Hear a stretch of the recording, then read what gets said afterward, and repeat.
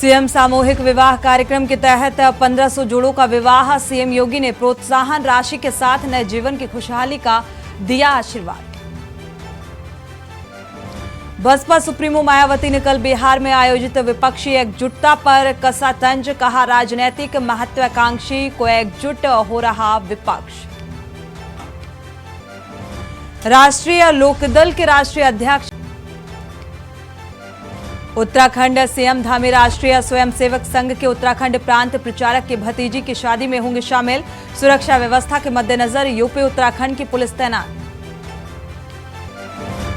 BJP प्रदेश अध्यक्ष भूपेंद्र चौधरी ने विपक्ष पर साधा निशाना। लोकसभा चुनाव में जनता का ध्यान भटकाने को गठबंधन बना रहा विपक्ष।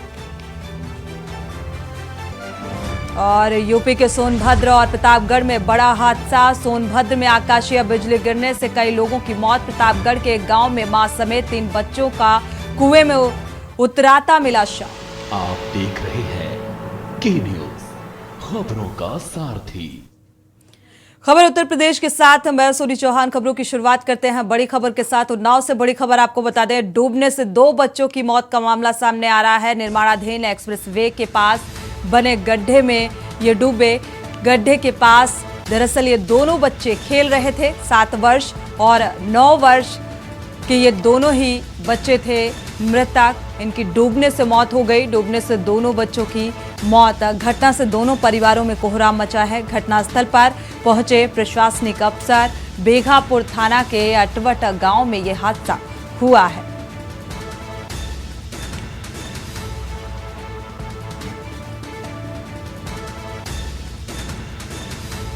हालांकि प्रशासनिक आलाधिकारी मौके पर घटनास्थल पर पहुंचे हुए हैं। मौका मुआयना करने के लिए बीघापुर थाना के अटवट गांव का ये हादसा है, जहां 2 मासूम की डूबने की वजह से मौत हो गई। उन्नाव से बड़ी खबर, निर्माणाधीन एक्सप्रेस वे है ये, जहां इसी के पास बने एक गड्ढे में डूब जाने की वजह से मौत हो गई।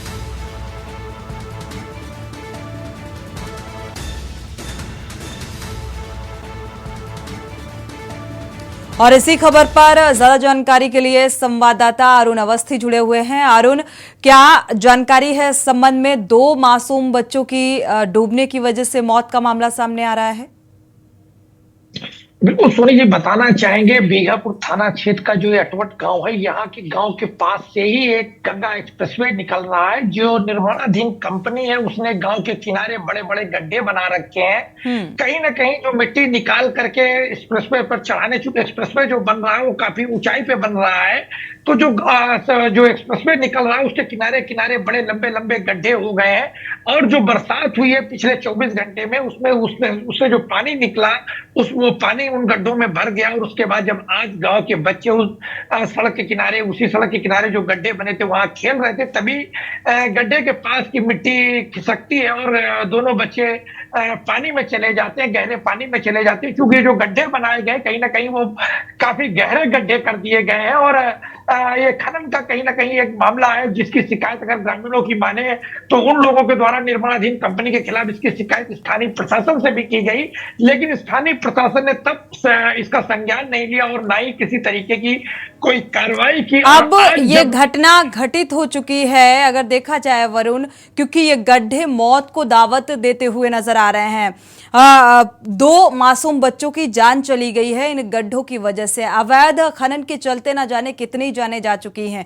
अब ये मामला सामने आया है, प्रशासनिक आला अधिकारी मौके पर पहुंचे हैं। क्या किसी तरीके का कोई आश्वासन मिलता नजर आ रहा है? क्या कुछ प्रतिक्रिया? बिल्कुल, अभी जिस तरीके से एसडीएम और एसओ और अन्य अधिकारी मौके पर पहुंचे, तो जो अभी अगर बात करें आश्वासन की, तो किसी तरीके का कोई आश्वासन नहीं। लेकिन निश्चित रूप से जो ग्रामीण है उनका ये आरोप जरूर है कि अभी तो 2 बच्चों की मौत हुई, आगे और बरसात आने वाली है। क्योंकि काफी लंबी दूरी तक ये गड्ढे हैं, तो इस तरीके के गड्ढों पर अगर कोई कार्रवाई प्रशासनिक स्तर से नहीं की गई और बच्चे, चूंकि गाँव ग्रामीण बच्चे हैं, ग्रामीण परिवेश में पलने वाले बच्चे हैं, जो गाँव के बाहर निकल जाते हैं और कई बार ऐसा भी होता है कि वो तालाब वाला में नहाने के लिए पहुंच जाते हैं। कहीं ना कहीं ये मामला उसी तरीके का कि गड्ढों के किनारे पहुंचे थे बच्चे नहाने के प्रयास में रहे होंगे और काफी गहरा गड्ढा होने की वजह से बच्चे गड्ढे में चले गए। और जो ये पूरी घटना देखने वाले जो अन्य साथी थे उनके वो जी। लोग गांव में जाके सूचना देते हैं। और जब गांव से अरुण, ये जो दोनों बच्चे थे ये क्या एक ही परिवार के थे या फिर अलग अलग स्थानीय लोग हैं? बिल्कुल सोनी जी बताना चाहेंगे, ये गांव के एक परिवार के तो नहीं थे, लेकिन एक पड़ोस के जरूर थे दोनों बच्चे, जी। जिसमें मृतक बच्चों में एक क्यों बताई जा रही। और कहीं ना कहीं ये विडंबना कहेंगे, ये बच्चे अपने घर के कुलदीपक थे। इस तरीके से कुलदीपक इनको कहा जा सकता है, क्योंकि एक बच्चा जो है वो बिल्कुल। 3 बहनों में अकेले था और दूसरा जो बच्चा वो 6 बहनों में अकेले था। इस तरीके से उस घर का कहीं ना कहीं चिराग बुझता हुआ दिखाई पड़ रहा है। बिल्कुल। और जो गांव में कोहराम मचा हुआ है उसके पीछे भी यही एक बड़ा कारण है कि दोनों बच्चे घर के अकेले थे और उन्हीं में पड़ोस में रहने वाले दोनों बच्चे थे। दोनों ही बच्चों की मौत हो गई। दो जिसके मासूम बाद बच्चों की इन गड्ढों ने जान ले ली जल भराव की वजह से। और अवैध खनन का भी अगर जिक्र करें तो प्रशासनिक एक नाकामी कार्रवाई को लेकर नजर आ रही है। इस हादसे के बावजूद भी आला अधिकारी तो मौके में पहुंच गए, मगर किसी तरीके का कोई आश्वासन मिलता हुआ नजर नहीं आ रहा। शुक्रिया इस तमाम जानकारी को साझा करने के लिए। तो निर्माणाधीन एक्सप्रेसवे के किनारे मिट्टी की खुदाई के चलते ये गड्ढे हुए थे और इसी की जद में आने की वजह से 2 मासूम बच्चों की मौत हो गई है। एक ही पड़ोस के रहने वाले ये बच्चे बताए जा रहे हैं। वक्त एक छोटे से ब्रेक का, लौटेंगे जल्द।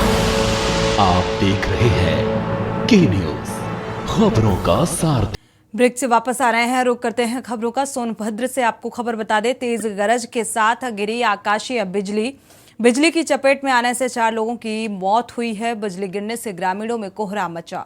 लगातार कई घंटों से मूसलाधार बारिश हो रही है और चोपन थाना के प्रीतनगर सिंदूरिया में ये दो मौतों का मामला सामने आ रहा है।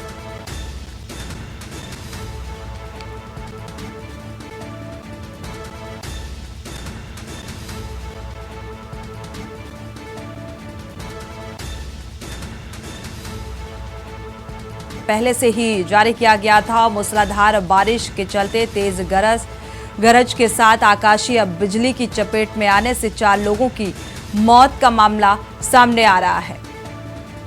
तो बिजली गिरने से इन ग्रामीणों की मौत से हड़कंप मचा।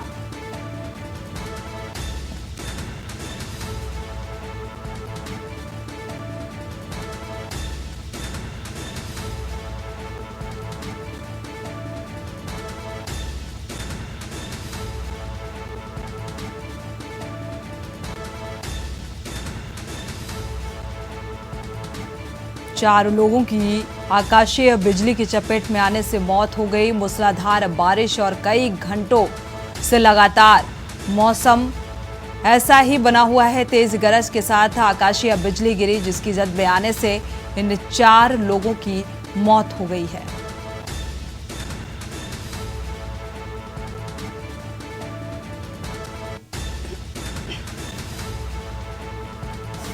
चोपन थाना के प्रीतनगर सिंदूरिया में ये दो मौतों का मामला सामने आ रहा है। 4 ग्रामीणों की आकाशीय बिजली की चपेट में आने से मौत।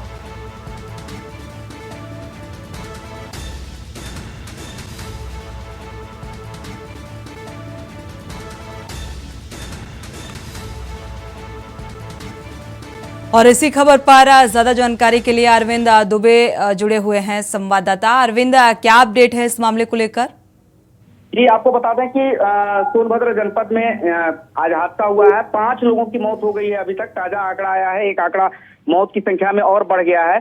यह एक 12 वर्षीय बालक है, 11 से 12 वर्ष का। एक खेल रहा था, यह भी आकाशीय बिजली की चपेट में आ गया। इससे पहले 4 लोगों की आज शाम 3 बजे आकाशीय बिजली पहली बार सोनभद्र में बारिश हुई। मौसम ने मिजाज बदला तो राहत मिली, लेकिन आफत भरी यह बारिश रही है, कहा जा सकता है। सोनभद्र में यह बीते वर्षों में बिजली आपदा से, दैविक आपदा से एक बड़ी हादसा हुई है, जिसमें 4 लोग मौके पर मर गए। तो वहीं कुछ देर बाद एक बालक की मौत की भी बात सामने आई है। ये सभी लोग, जिसमें बताया जाएगा कि 2 से 3 लोग जो है कि बारिश हो रही थी तो सड़क के किनारे एक ऐसा स्थान था जहां से अपने को बचने के लिए वहां ये लोग एक मड़ई झोपड़ी की छांव में थे और वहीं पे बिजली गिरी तो 3 लोग तो मौके पे मर गए, जिनको अस्पताल लाया गया तो डॉक्टरों ने मृत घोषित कर दिया। अरविंद, अगर देखा जाए दैवीय आपदा का शिकार हुए हैं, जैसा कि एक संख्या और बढ़ती हुई नजर आ रही है, 5 लोगों की इस दैवीय आपदा में मौत हुई है बिजली की जद में आने से, क्या परिजनों की मांग है? क्या किसी तरीके का कोई मुआवजे का जिक्र? जी, आपको बता दें कि मुआवजे को लेकर के हमने एसडीएम ओबरा से बात करी है। वहां पे मौके पे आए हुए थे अस्पताल में, जब तो उनसे हमने इस बारे में सवाल किया तो उन्हें बताया कि ये दैविक आपदा में पोस्टमार्टम रिपोर्ट आने के बाद एक प्रक्रिया होती है, जिसको पूरा होने के बाद इनको जो दैविक आपदा की प्रक्रिया में तहत दिया जाता है मुआवजा, वो दिया जाएगा। इसकी प्रोसेस आगे बढ़ाई जा रही है। जी शुक्रिया इस तमाम जानकारी को साझा करने के लिए। 5 लोगों की आकाशीय बिजली की जद में आने से मौत हो गई है। तेज गरज के साथ लगातार बारिश हो रही है और आकाशीय बिजली से 5 लोगों की मौत। फिलहाल वक्त तो चला एक छोटे से ब्रेक का, लौटेंगे जल्द। आप देख रहे हैं के न्यूज खबरों का। ब्रेक से वापस आ रहे हैं, रुक करते हैं खबरों का। बच्चों का शव उतराता मिला है। कुएं में शव देखकर ग्रामीणों में हड़कंप मच गया। ग्रामीणों की सूचना पर पुलिस और फायर ब्रिगेड की टीम घटनास्थल पर पहुंचकर शवों को बाहर निकाला गया। पुलिस ने बताया कि मृतक महिला के शरीर से एक बच्चे का शव बंधा पाया गया है। मृतकों की पहचान प्रमिला 35 वर्षीय पत्नी सोहनलाल गौतम के रूप में की गई है। 10 वर्षीय बेटी सलोनी, 5 वर्षीय बेटा दिव्यांश, 3 वर्षीय शिवांश के रूप में की गई है। मृतकों के शवों को पोस्टमार्टम के लिए भेज दिया गया है।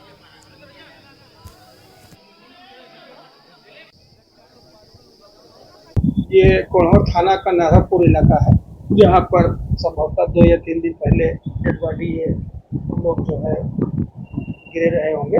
आज हमें सूचना मिली है तो हमारी टीम यहाँ से गई थी, जिसमें जो है एक प्रमिला नाम की महिला, उसके 3 बच्चे सलोनी, दिव्यांश और शिवांश, ये लोग जो है निकाले गए हैं मृत अवस्था में। थाना अध्यक्ष कोल्हार को हैंडओवर करके हमारी टीम वापस आ गई।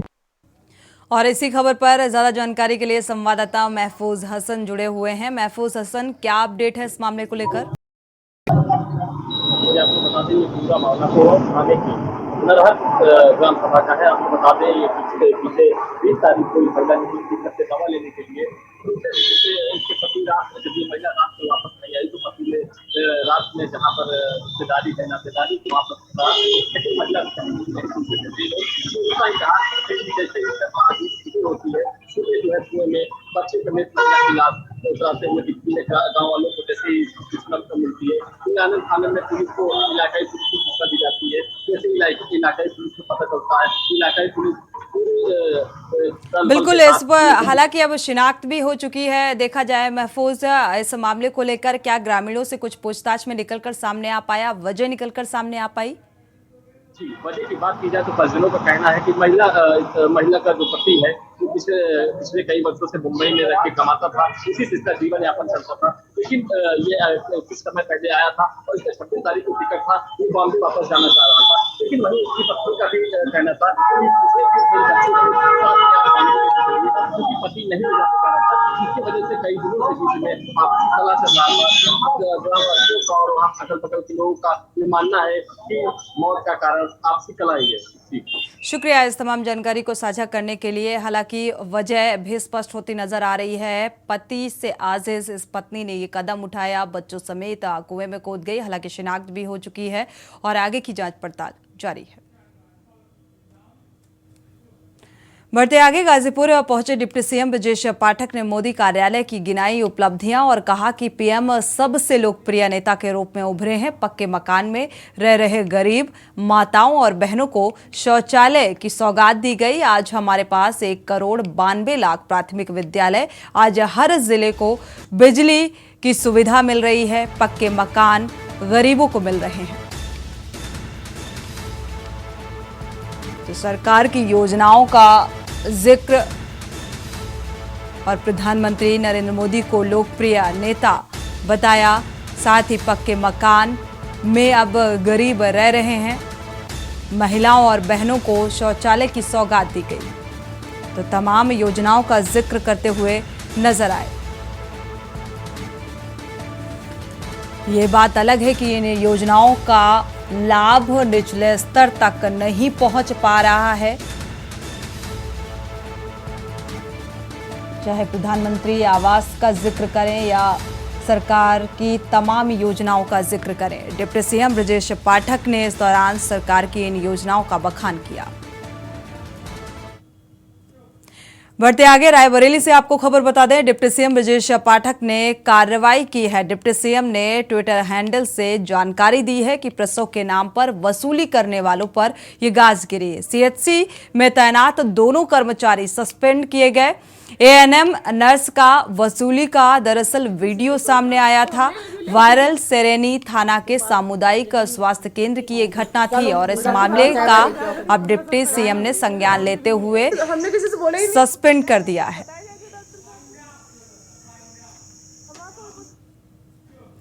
और इसी के साथ खबर उत्तर प्रदेश में फिलहाल बस इतना ही। आगे खबरों के लिए आप देखते रहिए के न्यूज़।